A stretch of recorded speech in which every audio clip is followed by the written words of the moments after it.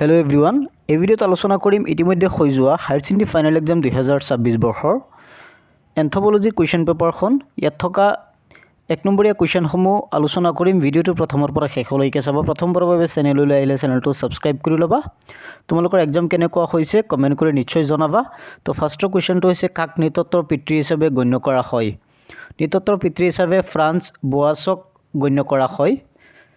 তেওঁ জাৰ্মান আৰু আমেৰিকাৰ নৃতত্ব বিজ্ঞানী। তাৰপিছত জেনেটিকৰ নৃতত্ব কি? জেনেটিক নৃতত্ব কি? জেনেটিক নৃতত্ব হৈছে বংশগতি বিজ্ঞান আৰু নৃতত্বৰ এক যুটীয়া শাখা হৈছে জেনেটিক নৃতত্ব। অৰ্থাৎ জেনেটিক নৃতত্বই মানুহৰ উৎপত্তি, ইতিহাস আৰু প্ৰব্ৰজনৰ আৰ্হি বুজাবলৈ DNA পৰীক্ষাৰ ব্যৱহাৰ কৰে। তাৰপিছত ক্ৰিনিয়েল ইণ্ডেক্স কি? লাওখোলাটোৰ সৰ্বাধিক প্ৰস্থ আৰু দৈৰ্ঘ্যৰ শতাংশৰ অনুপাত হৈছে ক্ৰিনিয়েল ইণ্ডেক্স। তাৰপিছৰ কুৱেশ্যনটো হৈছে ডি নম্বৰটো হৈছে, আটাইতকৈ প্ৰাচীন জ্ঞাত মানৱ পূৰ্বপুৰুষৰ নাম কি? আটাইতকৈ পুৰণি জ্ঞাত মানুহৰ পূৰ্বপুৰুষৰ নাম হৈছে সাহেলান্থ্ৰপাছ টছাডেনচিছ। তাৰপিছত মানুহৰ উৎপত্তিৰ অধ্যয়নৰ পৰিভাষাটো কি? মানুহৰ উৎপত্তিৰ পৰিভাষাটো হৈছে এন্থ্ৰপোজেনি বা মানৱ বিৱৰ্তন অধ্যয়ন। এন্থ্ৰপোজেনি বা মানৱ বিৱৰ্তন অধ্যয়ন। তাৰপিছত আঙুলিৰ চাপৰ অধ্যয়নক কি বুলি কোৱা হয়? ডেক্সিলস্কপি বুলি কোৱা হয়। ডেক্টিলস্কপি বুলি কোৱা হয়। তাৰপিছত মানুহৰ নতুন পৰিৱেশৰ সৈতে খাপ খোৱা প্ৰক্ৰিয়াটোক কি বুলি কোৱা হয়? অভিযোজন বুলি কোৱা হয়। এইচ নম্বৰটো হৈছে, কোনটো প্ৰস্তৰ যুগত মৎস্য চিকাৰ আৰম্ভ হৈছিল? উচ্চ পলিঅথিক যুগত মৎস্য চিকাৰ আৰম্ভ হৈছিল। তাৰপিছত শুদ্ধ উত্তৰ বাছি উলিয়াব লাগে। নৃতত্বৰ দুটা প্ৰধান শাখা। নৃতত্বৰ প্ৰধান দুটা শাখা হৈছে ভৌতিক আৰু সাংস্কৃতিক। ভৌতিক আৰু সাংস্কৃতিক। তিৱা সম্প্ৰদায়ে ঝুম বা নাঙলেৰে খেতি কৰে। ঝুম খেতি কৰে তিৱা সম্প্ৰদায়ৰ লোকসকলে। তাৰপিছৰ বাংলা উৎসৱ কাৰ্বি গাৰো সম্প্ৰদায়ৰ দ্বাৰা পালন কৰা হয়। গাৰো সম্প্ৰদায়ৰ দ্বাৰা পালন কৰা হয়। তেজৰ কোনটো গোট সাধাৰণতে তেজৰ গোট? ঔ গোটটো হৈছে সাধাৰণতে তেজৰ গোট। তাৰপিছত সংস্কৃতি স্থিত গতিশীল প্ৰকৃতিৰ। সংস্কৃতি হৈছে গতিশীল প্ৰকৃতিৰ। এইখিনি আছিল ইয়াৰ 1 নম্বৰীয়া কুৱেশ্যনসমূহ। তাৰপিছত চোৱা 10টা 2 নম্বৰীয়া 2 মাৰ্কছৰ কুৱেশ্যন আহিছে, এইবিলাক এবাৰ চাই যোৱা। প্ৰাকৃতিক নিৰ্বাচনৰ ধাৰণাটো বৰ্ণনা কৰা। নৃতত্বৰ জীৱাশ্ম অভিলেখৰ তাৎপৰ্য কি?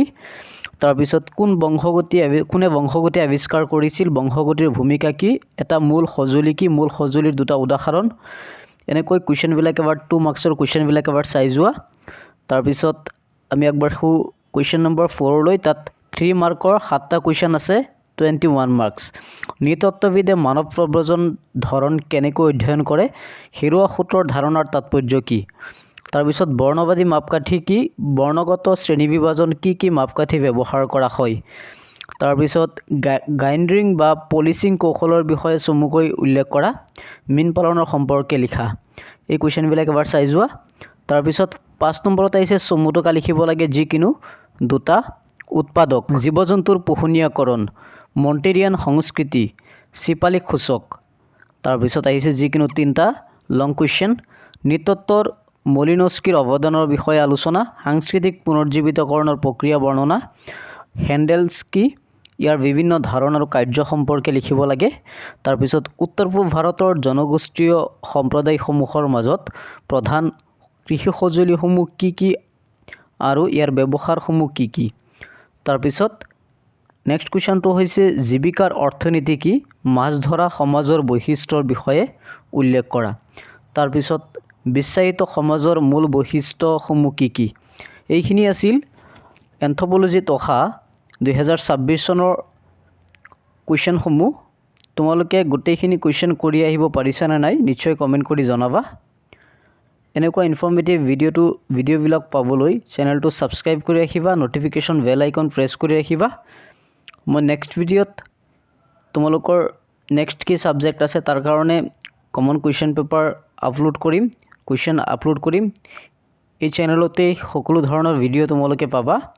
নেক্সট ভিডিঅ'ত মই ছ'চিয়লজি কুৱেশ্যন পেপাৰ আপলোড কৰিম। তাত যিকেইজন ছ'চিয়লজিৰ ষ্টুডেণ্ট আছে তাত চাব পাৰিবা। আজিৰ কাৰণে ইয়াতে সামৰিলোঁ। ধন্যবাদ।